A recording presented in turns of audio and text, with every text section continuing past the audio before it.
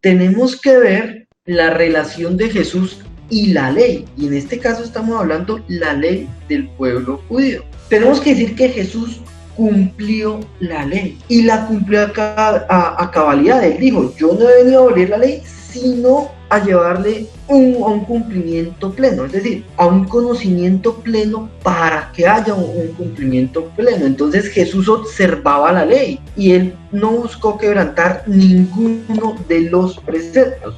Como buen judío, Jesús observaba la ley.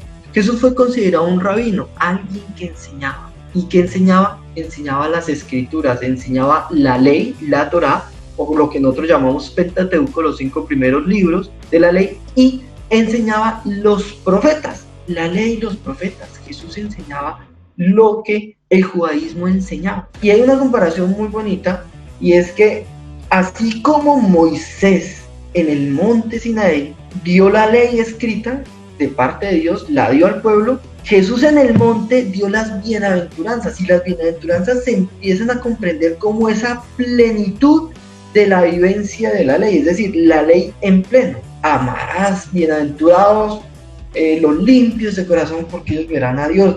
Bienaventurados aquellos que son perseguidos por causa de la justicia. Es decir, la ley ya no la puso en negativo, es decir, en las líneas de la restricción, sino la ley la puso en positivo, es decir, bienaventurados aquellos que hacen esto, bienaventurados aquellos que sufren esto, bienaventurados aquellos que aman de esta manera.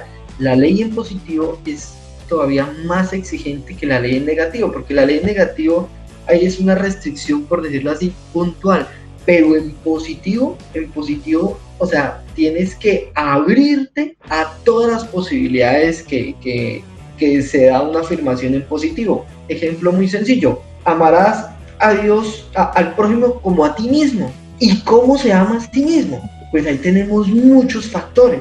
En cambio, decir no codiciarás los bienes ajenos, pues digamos que solamente hace referencia a los bienes. Pero cuando tú dices amar al otro, pues es más exigente aún. Jesús nunca revoca la ley, la perfecciona.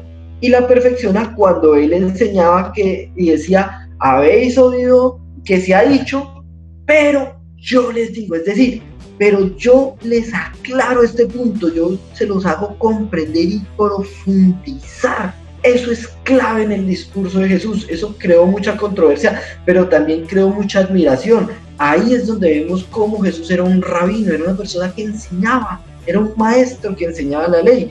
Él que desaprobó tradiciones humanas con los cuales los fariseos anulaban la ley. Ejemplo, el tema de la pureza de los alimentos, que tenían que lavarse las manos para consumir alimentos y que ciertos alimentos eran impuros.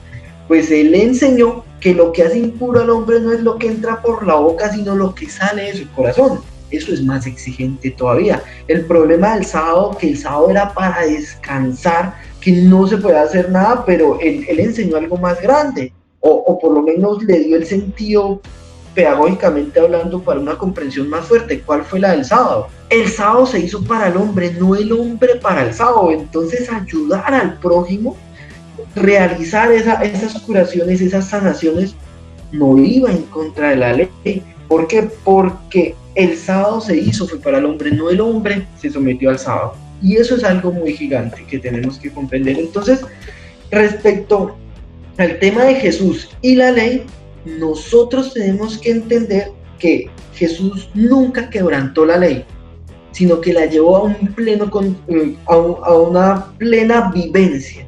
Y esa plena vivencia, ese pleno conocimiento de la ley, pues claro, en muchos momentos fue en contravía de las tradiciones que se habían formado en el pueblo judío, que de una u otra manera negaban la grandeza de la ley o el alcance gigante de la ley.